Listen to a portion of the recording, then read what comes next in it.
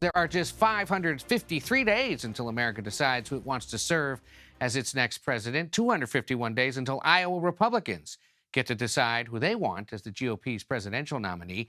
And according to the Treasury Secretary, there are just 30 days until the White House and Congress need to decide how to raise the federal debt limit. Or, as she says, the U.S. government will be unable to continue to satisfy all of the government's obligations. In plain English, the feds won't be able to pay their bills. And that's where we begin tonight on America Decides, as President Biden has now invited the top 4 congressional leaders to the White House a week from today to discuss how to sort out this mess. A White House official tells CBS News Mr. Biden will stress that Congress must take action to avoid default without conditions in the meeting, while House Speaker Kevin McCarthy has called on the president to engage in talks over the issue, which it looks like they're now set to do. So let's check in with both ends of Pennsylvania Avenue. Weijia Jiang is CBS News senior White House correspondent. Nikole Killion is CBS News congressional correspondent. But we'll begin with Weijia, where today, again, there were questions at the White House about what exactly the president is hoping to accomplish in this meeting a week from today and why he's waiting a week. What is the latest there as they watch the clock tick down?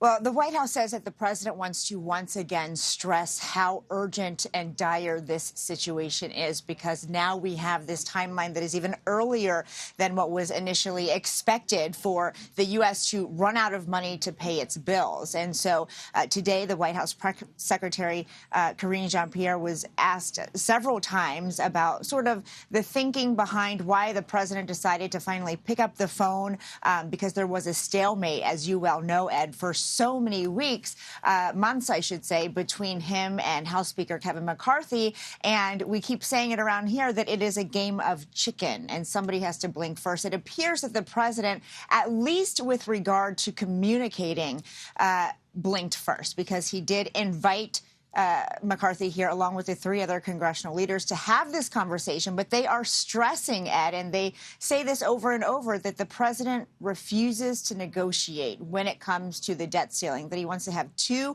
totally separate conversations about, 1, raising the debt ceiling or suspending it, or 2, a discussion about the budget, which, of course, is what Republicans want. But McCarthy has made clear, and he hasn't changed his position at all, that he's not willing to raise that ceiling, to have that conversation until they talk about the debt and about spending specifically. So, you know, frankly, even though they have a date on the books, which is May 9th, next week, nothing has changed with regard of their positions. There hasn't been any blinking in terms of the substance, just blinking in terms of whether they will meet or not.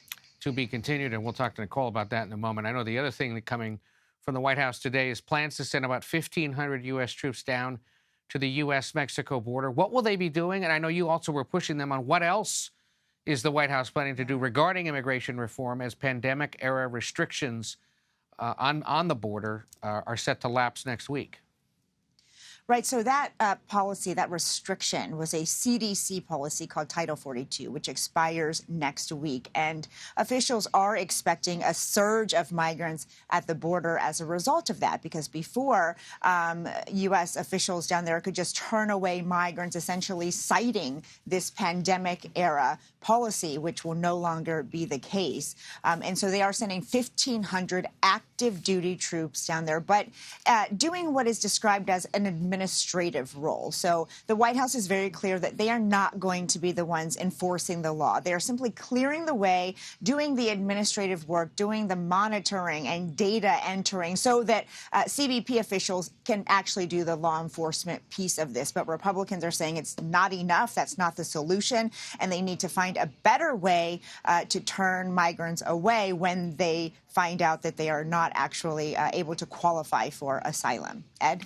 All of this seems to set up, Weijia, the idea that this week is one week, but next week's set to be a bigger week because there's a lot of big decisions and moves that are going to get made next week. And, of course, you and Nancy and I and all the others will be tracking it there from 1600 Pennsylvania Avenue. Thank you, as always. We'll see you later on the Evening News and on Prime Time with John Dickerson. Now let's bring in Nikole Killion, who, of course, is CBS News congressional correspondent. As we ask you about what's going on regarding the debt limit, I want to begin with something that the Senate Republican leader Mitch McConnell said earlier today.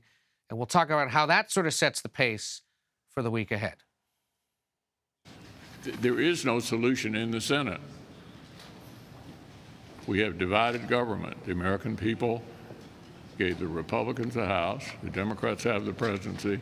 The president and the speaker need to reach an agreement to get us past this impasse.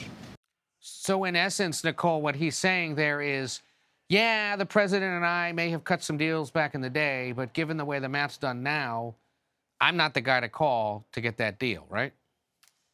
Well, precisely. And he has been deferential to the speaker for some time now and said today and reaffirmed that he thinks that what the speaker and House Republicans put on the table is something that is reasonable and, in his view, worthy of consideration. But to his point, that deal needs to be struck between that group of Republicans and the president, simply because that is what they have put forth as a proposal. Democrats, though, are preparing workarounds. We know that Leader Schumer, for instance, has set a process in motion where not only could they consider a clean debt limit increase, but also the House Republican bill. House Democrats today also moved forward in a similar vein. Obviously, they already passed the Republican debt limit bill, but we did learn today that House Democrats intend to try to attach a clean debt ceiling increase to an unrelated bill, just so they have that as an option if these negotiations don't work out. Got it. So some break glass options are now being put in place just in case something isn't cut in the next 30 days. The House is out this week. The Senate is in.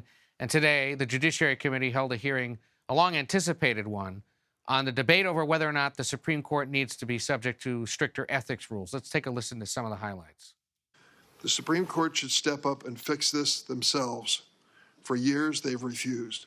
And because the court will not act, Congress must. From our point of view, on this side of the aisle, we're going to push back as hard as we can and tell the American people the truth about what's going on here. This is not about making the court better. This is about destroying a conservative court.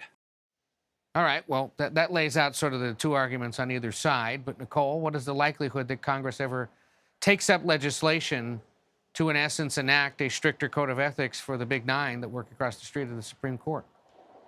Well, it seems highly unlikely at this point, especially if you watch this hearing, because it really was a lot of finger pointing and going back and forth. I mean, look, Democrats argue that there should be some enforceable code of conduct when it comes to ethics by these justices at the Supreme Court. Republicans continue to contend that, in their view, this isn't warranted, that today's hearing was simply more of a partisan exercise to try to pick on justices like Clarence Thomas in light of some of these reports about his relationship with a GOP mega donor. So right now, it's hard to see where they find any common ground.